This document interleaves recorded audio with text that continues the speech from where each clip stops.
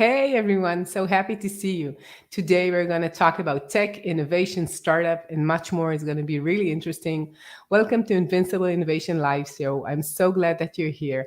I'm Mazor, Kario, innovation and value creation expert, and I'll be your host. And today my guest is Carlo. Hi, Carlo. Hi, thank you very much for inviting me. I'm really glad to be here today. Yeah, I'm so happy that you're here. Carlo Rivis is the CEO and founder of Innovation Discovery, and he's talking to us from Italy. So it's always a great way to hear the sound. It's like my favorite language ever. So it's great to talk to you. And we're live on LinkedIn, YouTube, and Facebook, and you're so much invited to join the discussion and ask questions. And now we can start.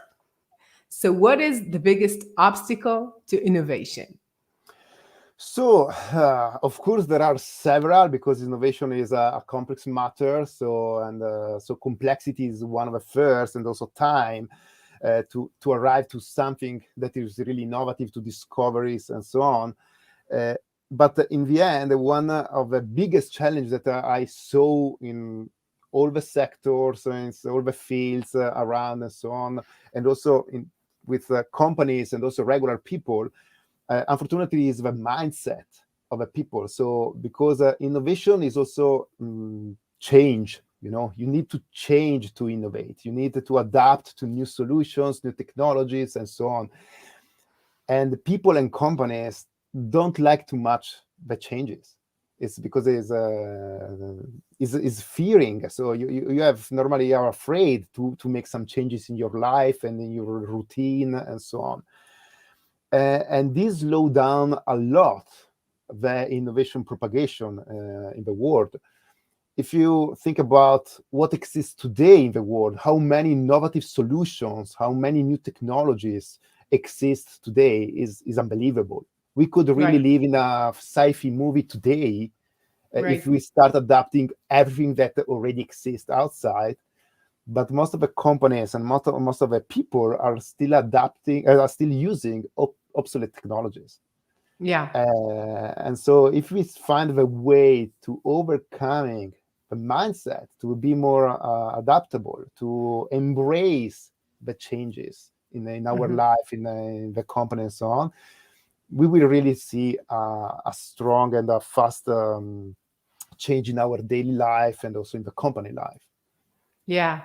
But would you say that it's hard to change and, of course, to embrace change, especially when there are so many other changes in the world? There's so many things moving fast in general, and right now in the pandemic, even more.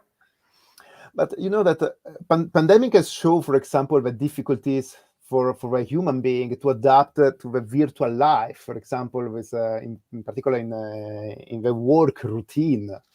So and took a lot of time for a lot of people to start working remotely at home in front of a computer using live conferences and so on to be really effective on these. Uh, if we and this is start from everything, from also from the daily life. If you want to change your routine, if you want to change your for just a work, for example, people are afraid to change a work.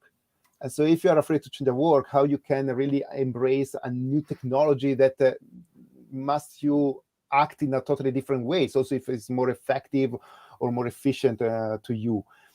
And companies is the same, is an ecosystem that when you change also a small part of it, this request changes in all the levels and in the entire companies, and uh, and it's not easy at all for the No. people changing this kind of mindset. So you need to start working on this inside the companies, Yeah. helping all the sectors to make this mindset more adaptable and say, okay, we need to change all the days. So every month we need to introduce a small changes to help the mindset to become more flexible on this. Yeah. When I think about things that, my kids, I have four kids, and I always think about the same thing. What do they know and what do they need to know in order to be in the future? And I think the change is something that they will surely need to get used to. And if we're thinking about a fast changing world right now, they will have even a faster changing world as I see it. So just changing the way that you see things, the way that you operate in the world is so important. And you see in companies that they're like, I know, several companies, very big ones, usually tech ones, who are innovating all of the time. And most of the other companies are not really changing. Maybe startups are doing the change, but the big, like medium companies are moving really, really fast. So why do you think they are not doing it? Like they could do it. Let's say some of the people could have these like the changing mindset and still it's not getting forward. Because there are, in my opinion, two different mindsets inside the company. So a lot of large companies, normally above 1,000 people, has an innovation departments in place, and they Right. are performing a lot of technology scouting, technologies and innovation activities, and so on. But sometimes, then the final decision is in charge of a business unit, on the CEO and the innovation and business as to different approaches, because business must get money and cash flow and so on, growth in the short time. Innovation needs a long time, needs failures to become real. And so these two different mindset is not aligned between each others. And Mhm. this is something that is slowing down a lot of companies, because they looking for the mid-term goals, objectives, and not in the long run. But if you go into the statistics, for example, uh, in the forecast is that in the next 10 years, 40% of the Fortune 500 companies will vanish because Wow. they don't innovate enough. And this is based on what already happened from the 1955 until now. And this is starting going really fast today, because if you don't innovate today, you're out of a business. You must innovate to stay on track and make your business grow, because otherwise someone else will do it for you and will overcoming you and become a leader in the market. Yeah. So what are the challenges that innovation leaders are facing these days? So we are in an amazing time for technology and for innovate, because yes, the startup environment boosts a lot, the innovation, the discoveries. Internet helps in getting a lot of information about everything, so you can really reach experts all around the world. uh, but what is hard today is understanding in which direction we should go in the next years, because we are overwhelmed by information. So there are too many information, so too much big data around, and unfortunately, not always that they are available. So this means that there are, jargon language for the marketing, buzzwords, false promising, and all this kind of stuff make really hard to understand on what we must be focused as a company for the next years. And also, when we found that, it's hard to identify sometimes the proper match between the problem that we are solving, the technologies outside, and find, okay, we have a solution. This is the solution that we want to focus on for the next 2-3 years. And if you find also that one, so if you overcome also this issue, in the end, you have to rely on the people and the company that has to use these technologies and buy this technology. And based on the previous answer about the mindset, maybe you have found the perfect answer to the problem, the perfect technology, but the people are not ready to use that, because the Yeah. mindset is not ready to adapt all this kind of solution. Yeah. And so it's really hard to pushing into the market a solution, also if it's much efficient, less costly, and so on, to be adapted in the short run to be effective for the company, to have a return for the company and to make it survive. Yeah. So I thought about what you said about the mindset and I thought about culture. because like you come from Italy, and I'm very interested to hear how do you think the Italians are and the way they think and their culture and everything is affecting the innovation, the startups scene in Italy. Oh, that's a bad question, Let's skip it. No, no, no. We can go. No, in Italy, sometimes, or most of the time, the changes arrive really from the bottom. So we have a lot of issues at the government level because our bureaucracy machine is extremely slow. So also when you have good ideas in the government, before these can become laws enactable in a real life, takes so much time that is old at that age that become on the market, Yeah. arrive to the market. We have a lot of bright minds in Italy, so we are really creative. This is, happens with the food, with the fashion, and this happens also today with the science. Unfortunately, the ecosystem around don't sustain properly all this mindset, and so we have a lot of brain that go to the foreign countries, to find the right ecosystem to make it happen. And this you can see also in the richest companies in Italy in comparison, for example, with the US. Top companies in the US are technology companies. Right. So In Israel too, Google, right? yeah. In Italy, not is food companies, Food. food Yeah, you, fashion you have good companies. food. That's why, because your food is really good, not like Yeah, ours. yes, but if you compare then the income, Yeah. what arrive from these companies is not comparable with the tech companies No. around the world. No. And so this is a picture, a right picture, a fair picture of what is happening here in Italy. Yeah. We are not investing too much enough in the ecosystem, innovation technology ecosystem, to make technologies companies emerging and become the leaders also in this market, and they have to go out of Italy to become Is famous, to get money and so on. Yeah. Is it the same for the startups? So you have less startups and they will go and find funding from the US, for example, or in other countries from Europe?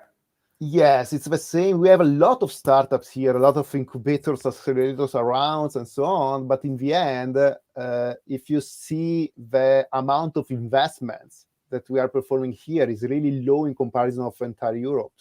And we have a lot of pre-seed, seed investments, but Series A is normally is not happening here. You have to go out to see really real money arriving.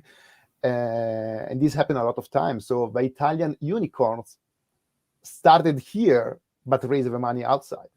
So give me an example of an Italian unicorn. I'm not familiar with that.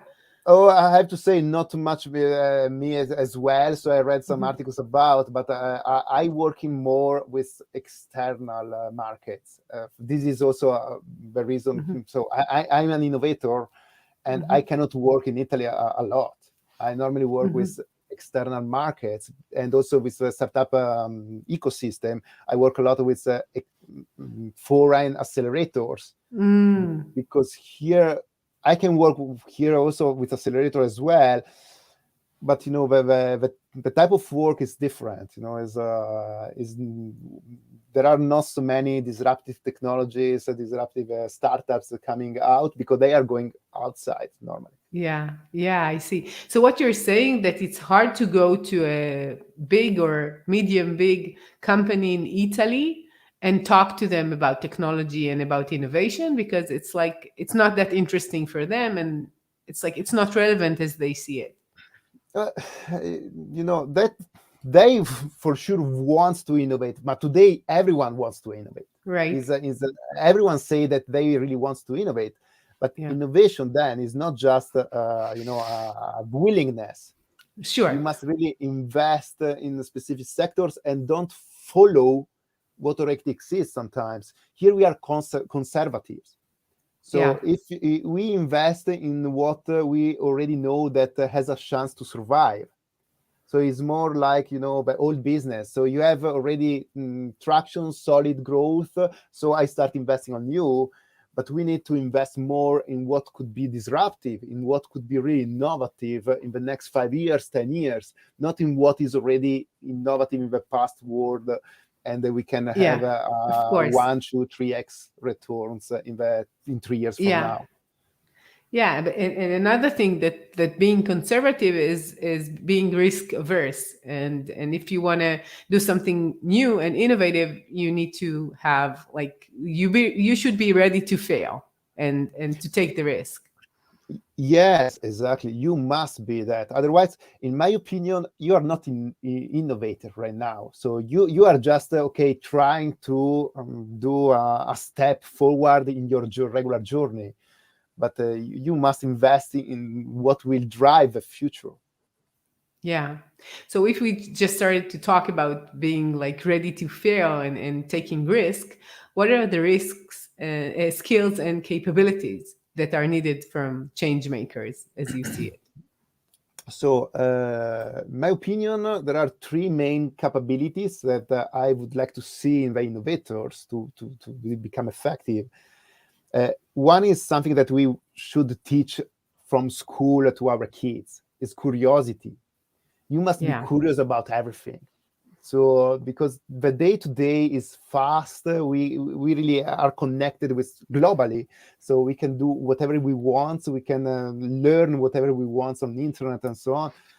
You must really teach curiosity to your leaders inside the companies, because if you are too much focused on something, you are losing opportunities, because of course outside your companies are happening so many different things. Also, if you are one of the most innovative today, but could be a startups, could be just an innovator or an inventor, could be also another competitors or not, or someone in another field that is could create something that could be interesting also for you.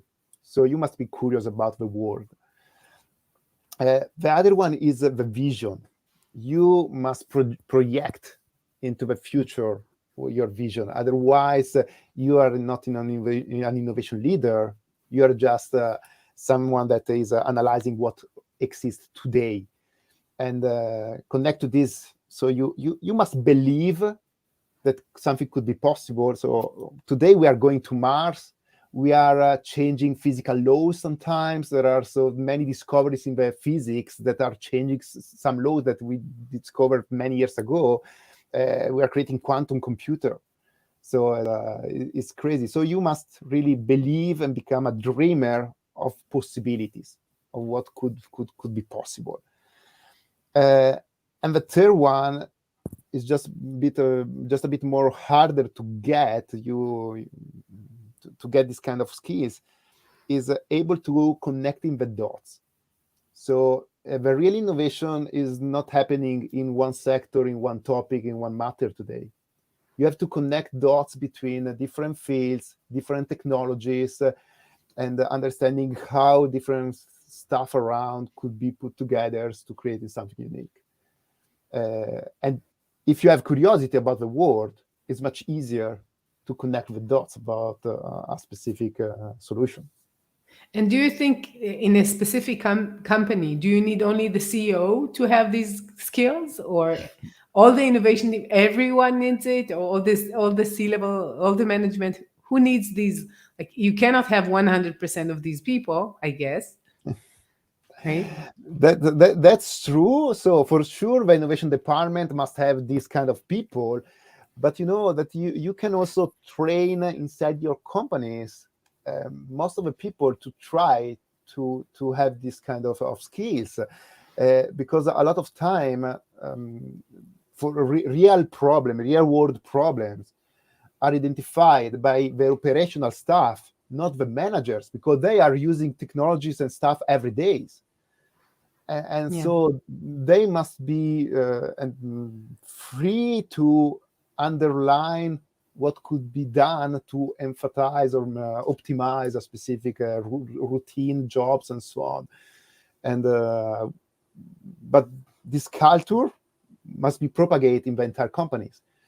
And of course, it's not possible to have everywhere in the entire companies but you must try to make this happen in everywhere. Yeah. Although, as we said, that the number one goal, at least for now, Q1, Q2, Q3 is like the revenues, and some of the people would need to do what the company is usually doing, like the core capabilities.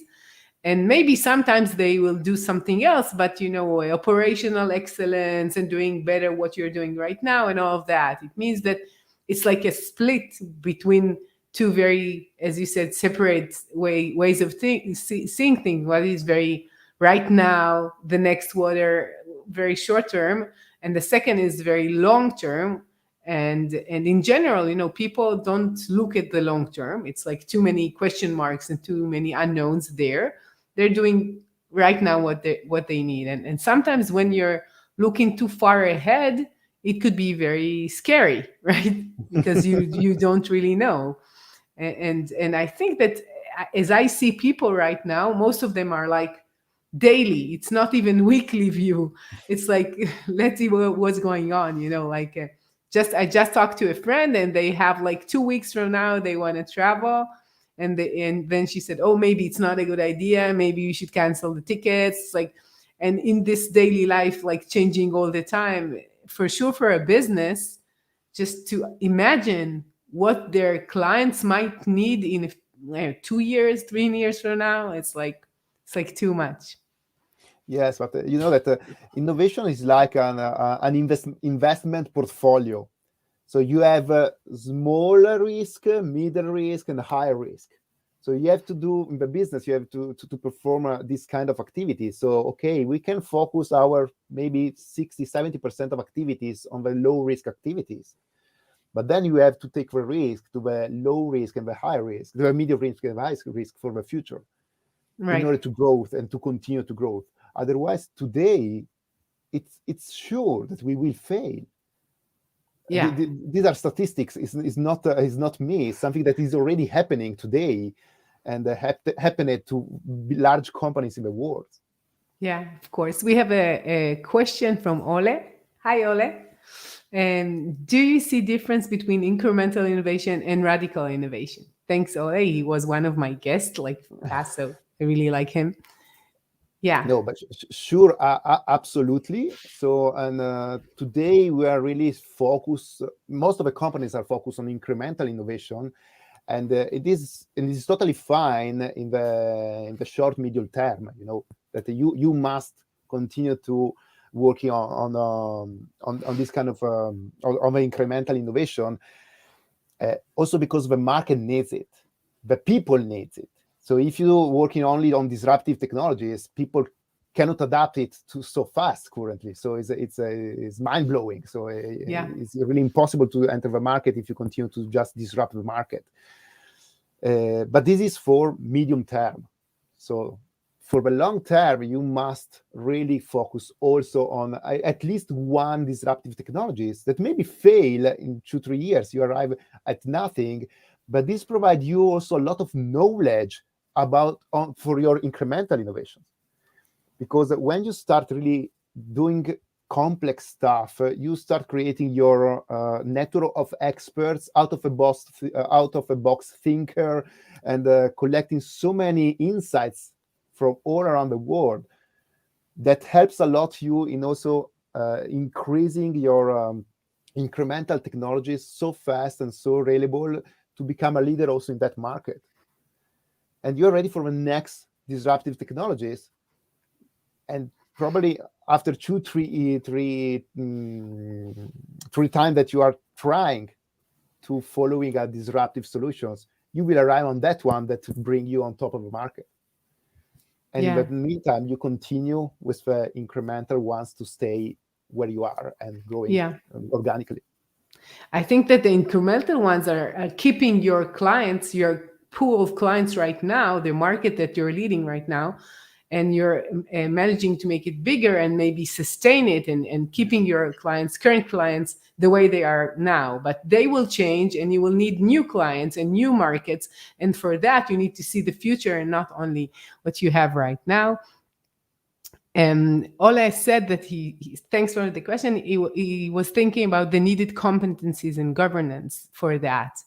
So it's the different needs for competencies for incremental innovation compared to radical innovation.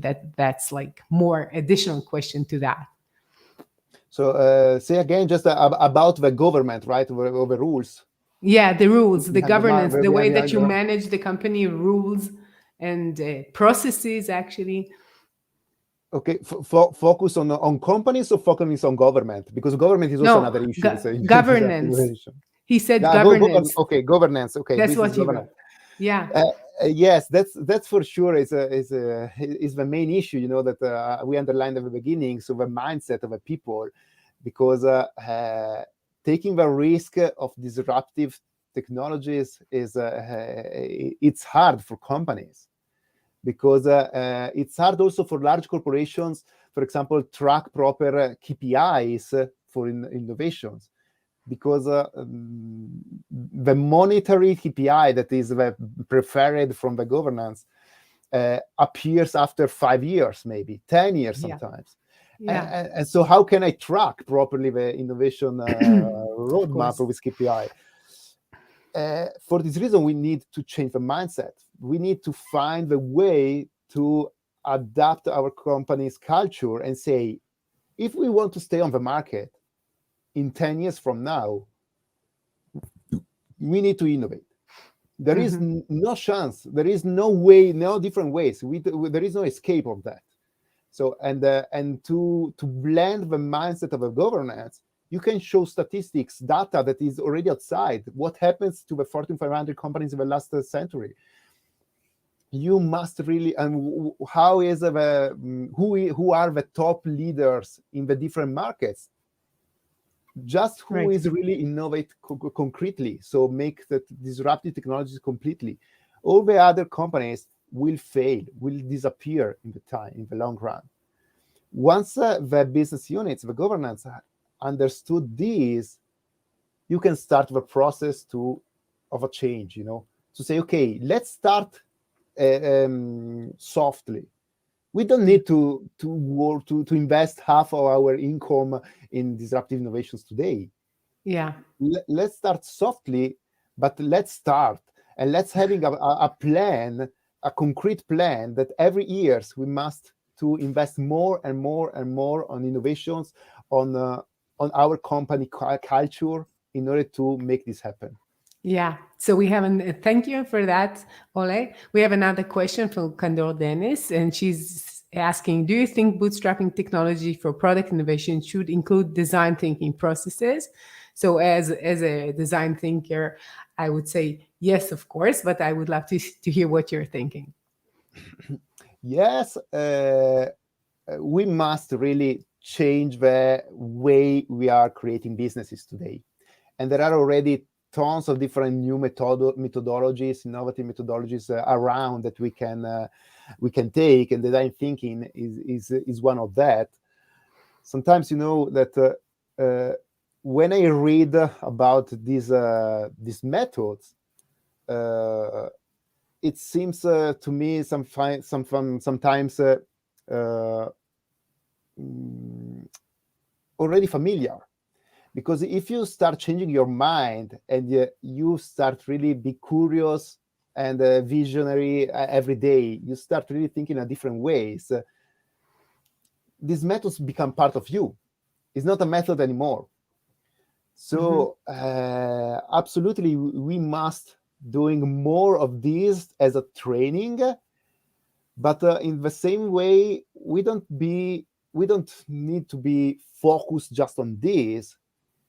You must change ourselves and figure out our way to be innovative in our companies. Because I guess that people, the human being, is innovative by nature. So otherwise we will not be here today. So we invented tons of different stuff in the last millennials. So this is because we want to improve our daily life and so on. Yeah. But the life today, the daily life today, that provide us everything in an easy way make us not following this attitude, you know. Yeah. So what you're saying that design thinking and other processes could help us be more innovative, but actually you need to understand them and take the parts that are relevant for you as a person and for your company in order to really create something that is the best way to innovate for your company or for your team or for your Mhm. department, whatever. And these are like tools, only tools, and they are not instead of the mindset or the E- governance or any other. Exactly. That these are tools. So and sometimes we forget the differences between Mhm. tools or an attitude. Yeah. Because if you create the culture inside the company, the right attitude, tools could be used to improving and to accelerate everything. But if you are Right. just providing a tool and not the culture and the attitude, they will Yeah. provide just the output of a tool itself without really creating a real change into the company. Yeah. I've been doing design sprints and then I'm thinking for, I know, last 7 years. And sometimes you see in companies, they're really in a high after the design sprint and they want to do something and they just take it and place it somewhere. And nothing really goes out of it, really a real thing, a real product. So you expect to have something tangible in the end and it's not happening. So what you're saying, I really understand what you're saying because it's the same thing. If you don't have the attitude of really delivering things and acting in the world and doing something, it's not enough to have this strategy process and that's it. You need to really deliver, and in order to deliver you need to take risk, because having a nice design sprint or investing something which is very minor, it doesn't have any impact in the long run. And in order to have that impact, you need to take risk. Absolutely. Yeah, and we have another thing, and Kandra is answering us. Thank you for your answer. Tools in design thinking are really important to create change in not just the product but staff attitudes too. Yeah, I totally agree that these are tools that could do that. And Ola is saying you could argue that most innovations are created in times of crisis. Most people like stability and predictability. Yeah, I totally agree with that. Yes, and this is part of an unseen problem, because why this should happen in this way? So why just when we are in crisis we find the time and the attitude, the mindset to create something unique or something new? This should be a daily process. So and but also in our Yeah. daily life, just also for person, I think it's really important to say that, you know. Yeah, as a person, you don't need to wait for this big change or big crisis. A crisis is a big, fast change. That's a crisis because you cannot predict and it's really big. So, in general, if you could move your life or your company to the direction that you know for the long run, it's much better for you because things will change if you want or not. This is what's going to happen. So I totally agree to that. And we're almost done with time. We don't have that much, and I have a long list of questions, but I will ask only two last questions. Sure. So, what is the most surprising thing you learned about innovation after so many years of experience? So you know that Just a minute before we go to that, we sure. have suggestions connected to what we said. Maybe there's a way to fake a crisis to push innovation. Yes, could be a strategy. Yes. Yeah, thanks, Ilan. Is there a way? I thought about it. Like, could you create something which is like, I don't think you can. Can you create a crisis? And crisis comes from, it needs to surprise you. It's like you cannot tickle yourself. It's the same thing because it's you expect it, right? Yes, you know that. But if you're thinking, today we are already in crisis. Most of the companies are in crisis, and they don't even know. Yeah. So because the problem with crisis is not that should exist the crisis, but the people must believe that crisis exists. So it's much Yeah. harder than just creating a crisis. Yeah, and Ola is saying that the only safe way to predict future is to create it. So this is how you're avoiding and creative disruption. Thanks, Ole.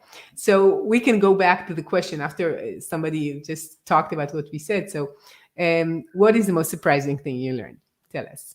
Yeah, one thing that I learned that is also was crazy for me is that normally we use experts to create innovative solutions, but experts have a deep knowledge about what already exists, not about what will exist in the next years.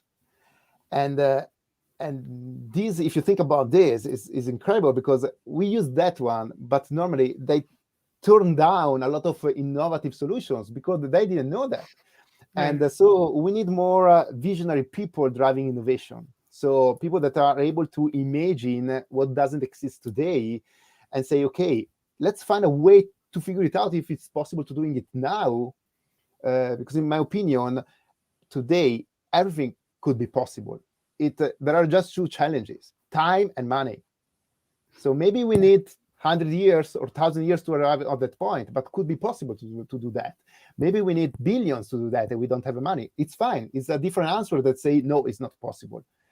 And for this reason, normally when I work also in particular with disruptive startups that arrive with a disruptive solution that I maybe cannot evaluate properly because I am not knowledgeable about everything, so in all technologies. And I need experts to evaluate that. So what I'm doing is not asking them, what do you think about the technology itself? Because otherwise they say, no, it's not possible. Maybe they are breaking some rules, then physics rules. No, that's not possible. I'm asking, telling me how this could be possible. What are the circumstances or the technologies? What should happen to make this real? And so everything's changing. The experts has to find a way to make it work. Yeah. And we have another comment. We like to engage with thought leaders to identify possible innovative solutions. And when we know what we to develop, we look for experts. Yeah, that's all. So when we know what we want to develop, we look for experts after that instead of like in the beginning. Yeah, you're right, Ole.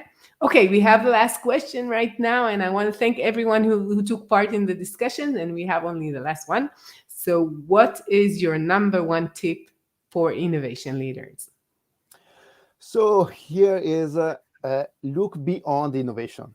So look where others are not able to see, between and beyond the innovation. Search in other sectors for solutions that could fit your needs. Explore solutions that solve needs related to yours, because the real innovation is cross-reference. So between different things, different market, different technologies. So look for that, and you will be really able to innovate. Yeah, I think it's related to the way that maybe in the past we thought that we need to explore something very to the end, to research to the end of all the circumstances of a specific topic and to specialize in that. But if you go to what was like, in Leonardo da Vinci, and you will you will say the name better, right? When you say Leonardo da Vinci. Oh, you said it perfectly. So Leonardo da Vinci. That's Yeah, fantastic. you said it better.